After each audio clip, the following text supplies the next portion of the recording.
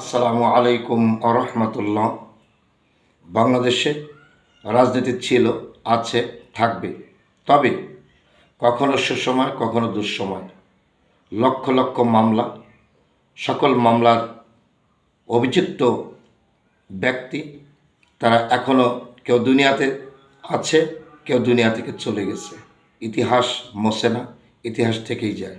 তাই আগামী দিনে কোনো বিপরীত পক্ষকে, এন্ট্রি পক্ষকে হয়রানি নাজেহাল, জুলুম নির্যাতন, হুমকি ধমকি, পেশি শক্তি প্রয়োগ না করে স্বাধীন বাংলাদেশকে প্রতিটা নাগরিকের স্বাধীন অধিকার বুঝে যে দিতে পারবে তারাই সফল হবে, তারাই নেতৃত্ব দিতে পারবে, তারাই মানুষের ম্যান্ডেট পাবে, তারাই মানুষের সমর্থন পেয়ে সরকার গঠন করার সুযোগ পাবে। তাই বিগত দিনের সমস্ত আচরণ, খাসিলত, জুলুম নির্যাতন বন্ধ করুন। নিজের দলের শাসন যে বেশি করতে পারবে সেই দলটাই সামনে আশা করি গেইন হবে।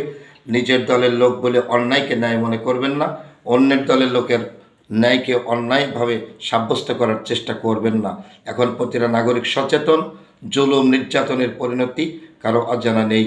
আল্লাহ যেন প্রত্যেকটা দলের প্রধানকে তার নিজের দলের অন্যায়, অত্যাচার, অবিচার শাসন করে জনতার সামনে পেশ করার মতন যোগ্যতা দান করেন। আমিন। ওমা তাওফিকি ইল্লা বিল্লাহ। আসসালামু আলাইকুম ওয়া রাহমাতুল্লাহ।